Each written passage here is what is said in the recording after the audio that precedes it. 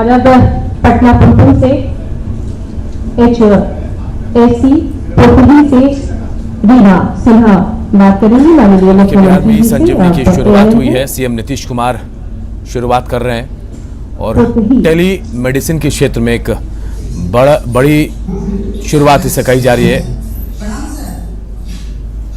और ये सीधी तस्वीरें हम आपको दिखा रहे। देखिए, मुख्यमंत्री वीडियो कॉन्फ्रेंसिंग के जरिए तमाम लोगों से जुड़ते हुए मुख्यमंत्री जी के समक्ष मौका है ई संजीवनी की शुरुआत की। ई संजीवनी के लाभार्थी से बात करवा। गांव में के जो लोग हैं, जो मरीज हैं, उनको टेलीमेडिसिन की सुविधा मिलेगी।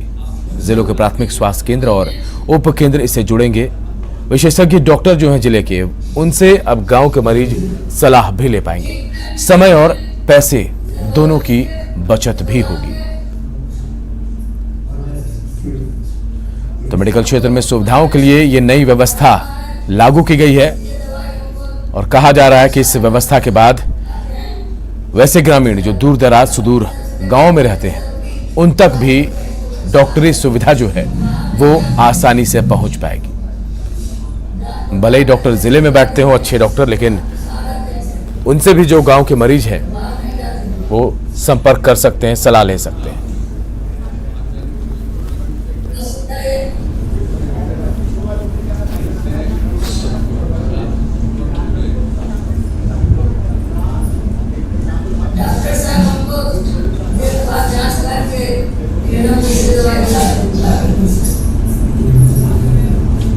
धन्यवाद। और अब नालंदा से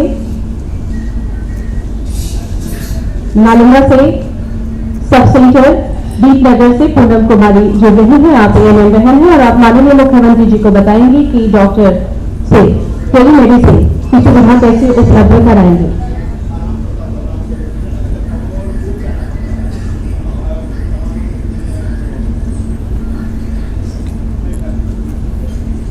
नालंदा दीपनगर।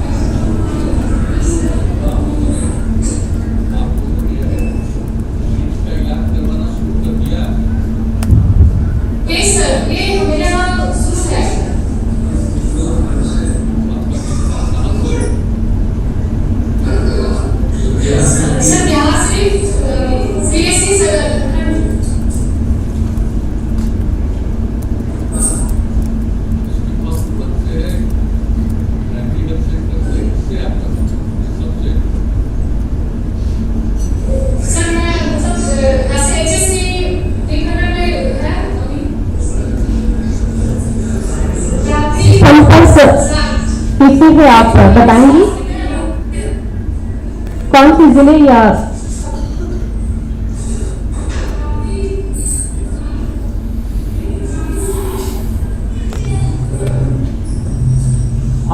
दीपनगर ANM माननीय मुख्यमंत्री जी आपसे ये पूछ रहे हैं कि आप किस सेंटर के साथ जुड़ी हैं? क्या आप प्राथमिक स्वास्थ्य केंद्र के साथ जुड़ी हैं, जिला अस्पताल से जुड़ी हैं, CHC से जुड़ी हैं, किससे आप जुड़ी हैं जहां से आप डॉक्टर का ओपिनियन ले रही हैं? सर, मैं HSC दीपनगर से जुड़ी प्राथमिक स्वास्थ्य केंद्र बिहार से सदर प्रखंड है सर, उससे हम जुड़े हुए हैं और दीपनगर में हैं। ठीक।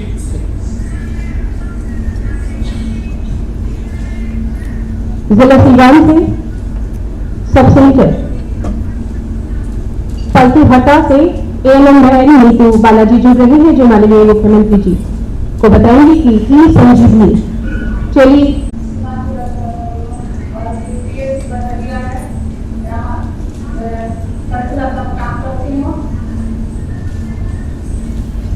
तो देखिए, बिहार में स्वास्थ्य व्यवस्था को बेहतर करने के लिए एक बड़ा कदम ई संजीवनी की शुरुआत हुई है। और अब वैसे मरीज जो दूर दराज गांवों में, सुदूर गांवों में रहते हैं, उन्हें भी विशेषज्ञ डॉक्टरों की राय मशवरा मिल पाएगी, उनसे वो इलाज करा पाएंगे। वीडियो कॉन्फ्रेंसिंग के जरिए डॉक्टर से बात करेंगे वो अपनी बीमारी के बारे में बताएंगे, उनसे इलाज भी माननीय मुख्यमंत्री जी को बताया।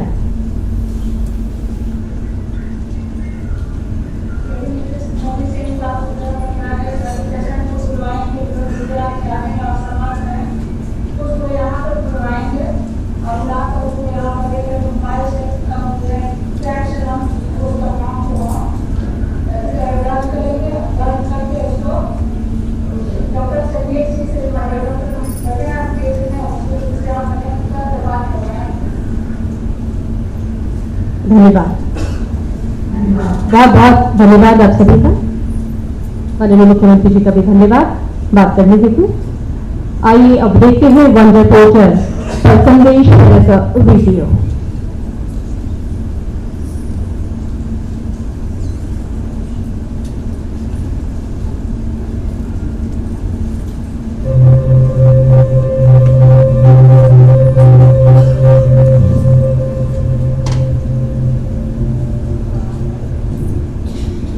एक सुबह अचानक एम्बुलेंस के द्वारा देवी कुमारी नाम की 24 वर्षीय गर्भवती महिला को मनीगाशी प्राथमिक स्वास्थ्य केंद्र लाया गया। उसने वहां एक स्वस्थ बच्चे को जन्म दिया।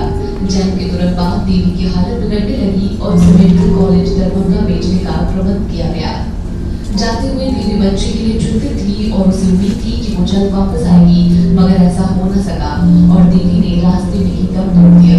इसी तरह और भी कई कहानियां हैं जो अधूरी रह जाती हैं और दुख की बात यह है कि इनमें से अधिकतर को बचा सकते थे, लेकिन वंडर कार्यक्रम के आने से हम बहुत सी माताओं को बचा पाए, जैसे कि एक रागिनी देवी नाम की महिला चाहे पीएचसी प्रसव के लिए पहुंची और जांच के दौरान उसकी खून में बहुत कमी पाया गया।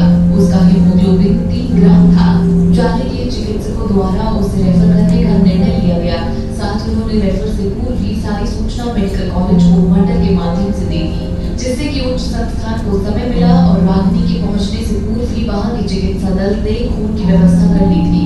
समय पर उपचार होने से रागिनी की जान बच गई और उसने एक प्यारी सी बिटिया को जन्म दिया। एक दिन वंडर कैंप के दौरान समीरा नाम की गर्भवती माता की जांच करते हुए ANM को उसका रक्तचाप बहुत बढ़ा हुआ मिला, जो कि 160/122 था। ANM घबरा गई क्योंकि वहाँ कोई चिकित्सक नहीं थे। उसके साथ सिर्फ एक और ANM थी। जैसे ही उसने समीरा की जानकारी को वंडर में दर्ज किया, उसे रक्तचाप में लाल संकेत दिखने लगा। साथ ही ये भी पता चला कि ये गंभीर प्री-एलर्जिया हो सकता है। इसे तुरंत उपचार की आवश्यकता है।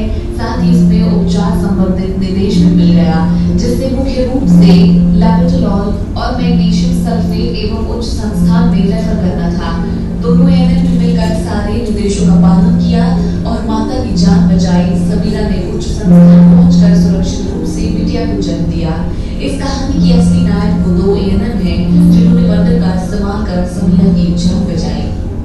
कोई महिला सीधे स्वास्थ्य अवस्था से मृत्यु तक नहीं पहुंचती है। एक ट्रांजिशन पीरियड होता है जिसमें इंटरवीन करने से जान बचाया जा सकता है। इसी सिद्धांत के आधार पर वंडर काम करता है। वंडर सॉफ्टवेयर शिकागो के 40 साल अनुभवी चिकित्सक डॉक्टर नर्मदा कुपस्वामी के द्वारा स्थानीय जरूरतों को ध्यान में रखते हुए विकसित किया गया है।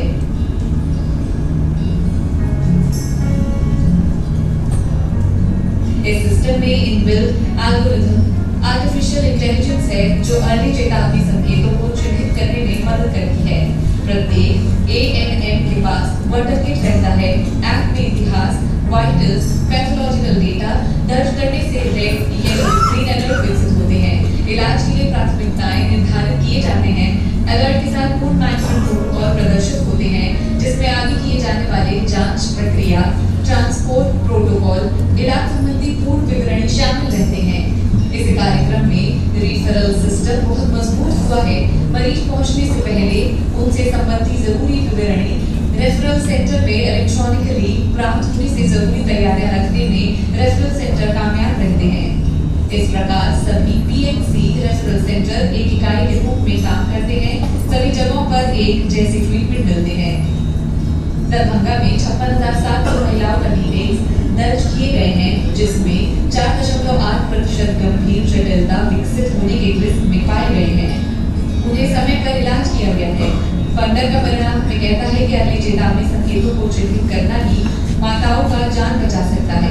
फंडर लागू होने के बाद ANC चेकअप, हीमोग्लोबिन जांच, HIV जांच, IFA कैल्शियम गोलियों के विवरण में काफी सकारात्मक वृद्धि हुई है। कार्य संस्कृति बेहतर हुआ है, आवश्यक दवाएं उपकरणों की उपलब्धता सुनिश्चित हुई।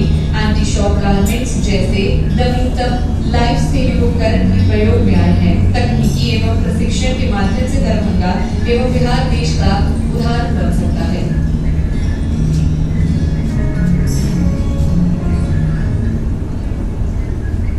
अभी आपने देखा वन सपोर्टर पर संदेश पर एक वीडियो और अब मैं माननीय मुख्यमंत्री आदरणीय श्री नीतीश कुमार जी से निवेदन करती हूँ कि वन सपोर्टर का शुभ आरंभ करने की कृपा करें।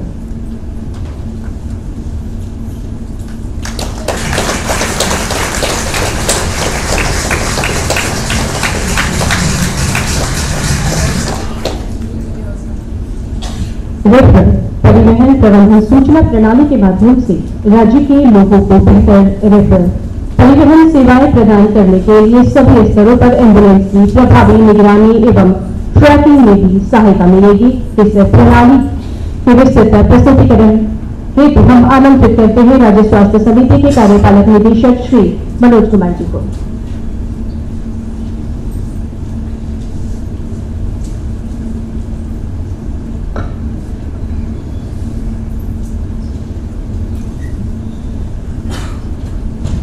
सर, हम लोगों ने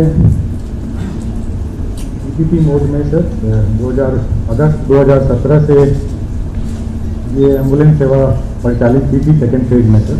और जब स्टार्ट किया था ऑलमोस्ट 750 एम्बुलेंसेज हम लोग के पास थे जो हमारे स्टेट ओन थे सर। और बाद में over a period of time 400 ambulances agency के सहयोग से उसको जोड़ा गया है, एजेंसी ओन है।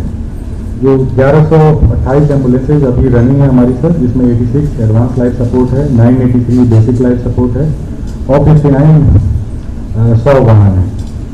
एक नई डेवलपमेंट इस वर्ष हुई है सर। पहले ये केवल 8 कोटि के मरीजों के लिए सर ये हम लोग फ्री सेवा देते थे और बाकी सभी पेशेंट से हम लोग एक फिक्स चार्ज लेते थे सर पर किलोमीटर के हिसाब से। लेकिन इस बार सर हम लोगों ने ये सभी मरीजों के लिए निःशुल्क कर दिया है, चाहे वो APL हो, BPL हो या किसी भी बीमारी से ग्रसित हो।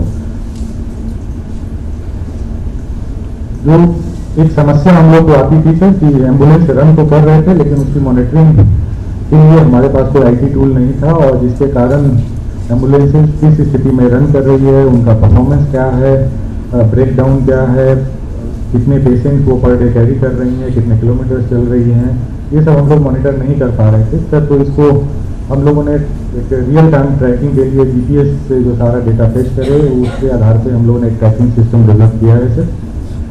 इससे सभी जो एग्रीमेंट हैं उसके KPIs को वो हम लोग डैशबोर्ड पे प्रदर्शित करेंगे और उससे फिर हम लोग को एक तो क्वालिटी में सुधार आएगा और दूसरा सर कहाँ पे एम्बुलेंसेज की कमी है, कहाँ हम लोग को रीइंफोर्समेंट की आवश्यकता है या कहाँ अंडर यूटिलाइज्ड है जिसको रीलोकेट किया जा सकता है, ये सारे इंडिकेटर्स को हम लोग रिव्यू कर पाएंगे सर। केस लोड का विश्लेषण होगा, उससे मरीज कौन से किस कैटेगरी के मरीज या फिर कौन से बीमारी से ग्रसित मरीज यूज कर रहे हैं, कितने एम्बुलेंस ऑन रोड रह रहे हैं, कितने ऑफ रोड हैं, कितने किलोमीटर दवा उस पर उपलब्ध है कि नहीं, ये भी हम लोग मॉनिटर कर सकते हैं, उसका AC चल रहा है कि नहीं सर। तो ये सारे इंडिकेटर्स पे हम लोगों ने डेटा कलेक्ट करना स्टार्ट किया है जो दिखाएंगे भी सर और ये सारा मॉनिटरिंग हम लोग प्रारंभ करेंगे। नेक्स्ट, ये इसका परफॉर्मेंस डैशबोर्ड है जो हम लाइव भी करके सर को दिखाएंगे सर। इसमें देख रहे हैं सर कि अभी तक जो अगस्त 2017 से लगभग 49 लाख कॉल्स रजिस्टर हुई थे सर, जिसमें 46,71,083 पेशेंट्स को हम लोगों ने कैटर किया है सर। उसमें 40,41,000 गर्भवती महिलाएं जिसको या तो पिक हुआ है या ड्रॉप हुआ है बैक स्टेशन पे उनके सर। ये 1177 एम्बुलेंसेज अभी दिख रहे हैं सर। इसमें एजेंसी के द्वारा जो रिजर्व कैटेगरी में एम्बुलेंस रखे हैं, अगर ब्रेकडाउन की स्थिति में जो हम रिप्लेस करते हैं सर, उनको भी इंक्लूड किया हुआ है sir. Average patient carrying ratio 4 है सर, ये दिखा सकते हैं।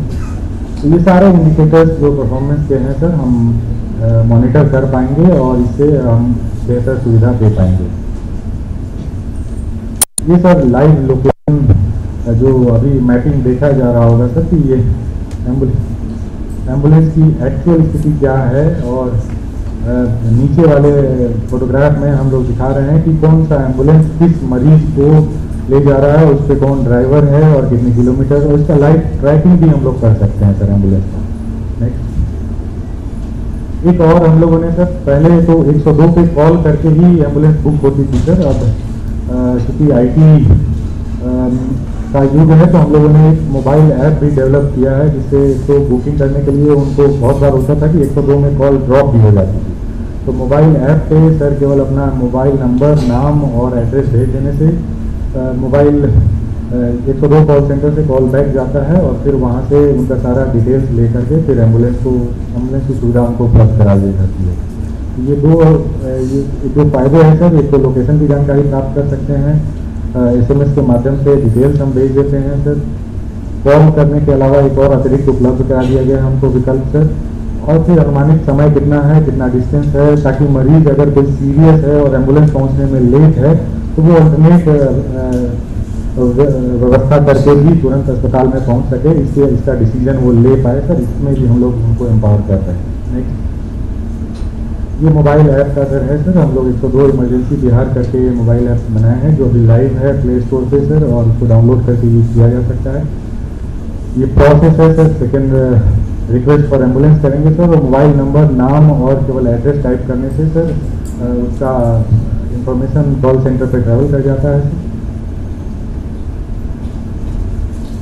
एक वेरीफाई करने के लिए, क्योंकि बहुत सारे फर्जी कॉल भी आते हैं और गलत मोबाइल नंबर से, तो OTP का भी सर इसमें एक फिल्टर लगाया गया है ताकि एक्चुअल मोबाइल ओनर्स और वैलिड मोबाइल के थ्रू ही ये आए और सही लोग ही इसका फ़ायदा उठा पाएँ सर। इसके लिए OTP सबमिट करने के बाद 102 से एग्जीक्यूटिव कॉल करके सारा डिटेल प्राप्त करता है और उसको फिर उपलब्ध कराया जाता है। ये चरण 6 जो देखेंगे सर, ये जिसने कॉल बुक किया है ऐप के थ्रू उसको ये सर इंफॉर्मेशन चला जाता है, और लास्ट में जो ट्रैक है सर, ट्रैक के माध्यम से वो एम्बुलेंस का डिस्टेंस जैसे ओला उबर में होता है सर, वो ड्राइवर के डिटेल और ये सब के साथ देख सकता है और कितनी दूरी पे एम्बुलेंस है और कितना समय लगेगा ये भी पता कर पाएगा सर।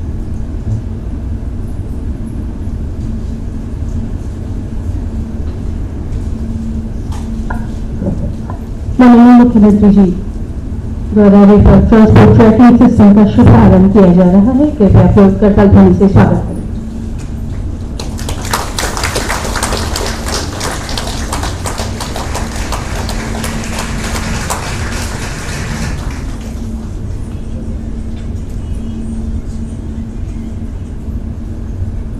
ये हम लोग का सर लैंडिंग पेज है सर, इसमें अगर लॉगिन करेंगे सर तो फिर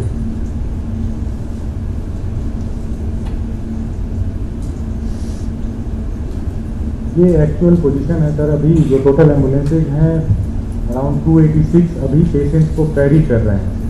इसमें अगर देखेंगे सर तो 286 में किसी एक एम्बुलेंस पे क्लिक करके दिखाइए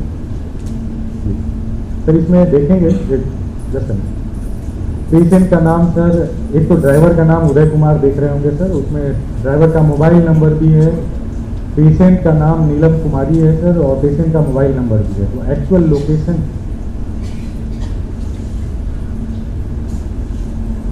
लाइव ट्रैकिंग से वो एम्बुलेंस कहाँ है ये बुक करने वाला भी देख सकता है, उसको हम लोग लिंक भेजते हैं सर, और हम लोग भी यहाँ हेडक्वार्टर में बैठ करके वो कर सकते हैं, उसको ट्रैक कर सकते हैं। और जैसे जैसे ये सर एम्बुलेंस रन करेगी उसका पास कर वो ग्रीन होता चला जाएगा।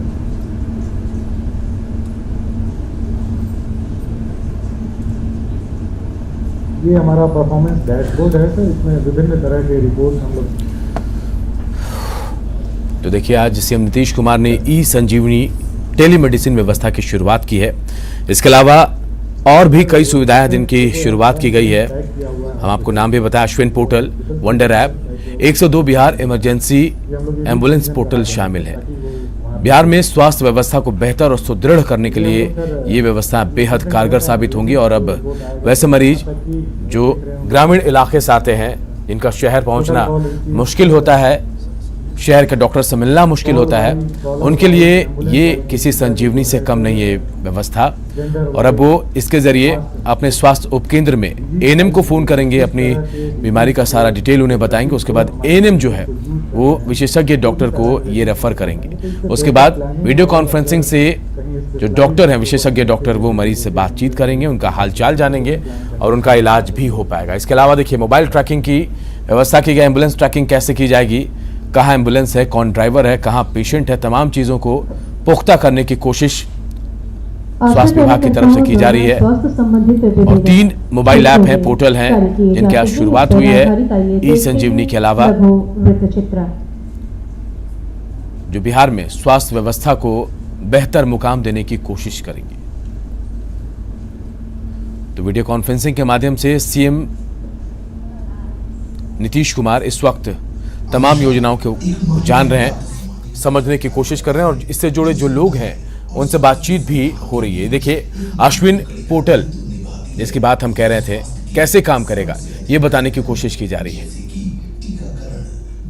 महिलाओं को संस्थागत प्रसव के लिए प्रोत्साहित करना, प्रसव के दौरान और प्रसव के बाद मां और शिशु की देखभाल, कालाजार और परिवार नियोजन इत्यादि में शामिल है। बिहार राज्य में लगभग 87,000 आशा और 4200 आशा फैसिलिटेटर कार्यरत हैं। विगत दिनों की तुलना में इनके द्वारा किए जाने वाले स्वास्थ्य संबंधी कार्यों में काफी बढ़ोतरी हुई है। इसलिए ये जरूरी है कि इनकी प्रोत्साहन राशि का भुगतान पारदर्शी और समय से किया जाए। यह एक चुनौतीपूर्ण कार्य है। इस चुनौती को स्वीकार करते हुए स्वास्थ्य विभाग, बिहार सरकार एवं एनआईसी पटना द्वारा इंफॉर्मेशन टेक्नोलॉजी पर आधारित अश्विन पोर्टल विकसित किया गया है। अश्विन पोर्टल एनआईसी और स्वास्थ्य विभाग का एक ज्वाइंट इनिशिएटिव है। अश्विन पोर्टल पर आशा अपने कार्यों से संबंधित विवरण अपने मोबाइल ऐप से अपलोड करेंगे और प्रोत्साहन राशि का भुगतान सीधे उनके बैंक खाते में किया जाएगा।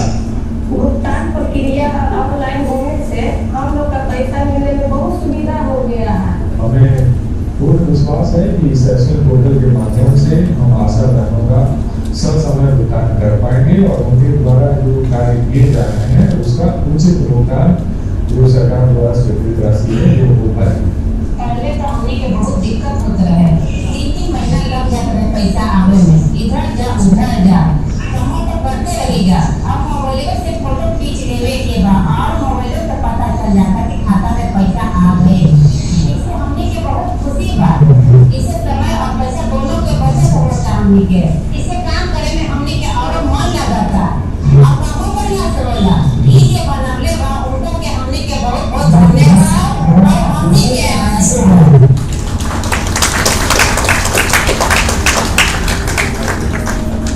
आशा कार्यकर्ताओं के कार्य प्रदर्शन और प्रोत्साहन राशि हेतु विकसित किया गया अश्विन पोर्टल के माध्यम से उनके कार्यों का समुचित अनुश्रवण के साथ साथ लाभार्थियों को समय पर प्रोत्साहन राशि उपलब्ध कराने के कार्य की बेहतर निगरानी का भी कारगर व्यवस्था है। माननीय मुख्यमंत्री जी से निवेदन है कि कृपया इस बेहतरीन अश्विन पोर्टल का शुभ आरंभ करें और इस पोर्टल के माध्यम से प्रथम भुगतान की शुरुआत किया जा रहा है। माननीय मुख्यमंत्री जी द्वारा 83,278 आशा कार्यकर्ताओं को डीबीटी के माध्यम से 38 करोड़ 86 लाख रुपए भुगतान किया जा रहा है ऑनलाइन।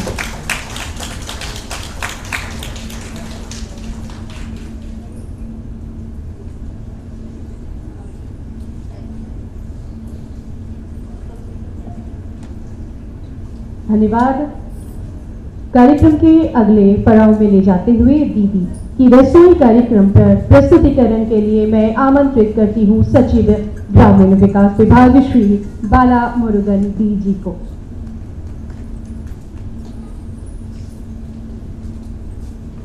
इस कार्यक्रम के मुख्य अतिथि माननीय मुख्यमंत्री महोदय, माननीय उप मुख्यमंत्री महोदय, माननीय उप मुख्यमंत्री महोदय, माननीय मंत्री स्वास्थ्य विभाग, प्रधान सचिवगण, इस कार्यक्रम में उपस्थित जीविका के दीदियों, आशा कार्यकर्ताओं, सभी उपस्थित प्रतिभागियों, सबसे पहले इस कार्यक्रम के अवसर पर हम माननीय मुख्यमंत्री महोदय को हृदय से जीविका के परिवार की ओर से धन्यवाद देना चाहता हूं इस निर्णय के लिए। सर, आपका इस निर्णय से जीविका परिवार को बहुत बल मिला है, हौसला बढ़ा है। सर, आज के दिन में दीदी की रसोई 7 सदर अस्पतालों में, एक अनुमंडल अस्पताल शिरघाटी में संचालित किया जा रहा है। साथ साथ रिजर्व बैंक ऑफ इंडिया के हेडक्वार्टर्स में डेवलपमेंट मैनेजमेंट इंस्टीट्यूट के हॉस्टल में भी संचालित किया जा रहा है। सर, इस अवसर पर स्वास्थ्य विभाग को भी बहुत बहुत धन्यवाद देना चाहता हूं। आपने ये अवसर दिया है प्रयोग करने के लिए। सबसे पहले हम लोग वैशाली में शुरू किए थे, उसके साथ साथ अन्य 7 जिलाओं में फेसेस में 1 साल के अंदर शुरू किए थे। सर, उसका परफॉर्मेंस को देखते हुए आपका इस निर्णय के चलते सर अभी सभी सदर अस्पतालों में, सभी अनुमंडल अस्पतालों में इसका प्रारंभ किया जा रहा है। तो इसके लिए 2 फेसेस में हम लोग तैयारी कर चुके हैं सर। जो तैयारी का स्थल का चयन, जो दीदियों का चयन, प्रशिक्षण, रसोई घर में उपस्कर का क्रय, सारी इत्यादि व्यवस्था का हम लोग कर चुके हैं सर। प्रथम 2 फेसेस में इसका प्रारंभ करेंगे।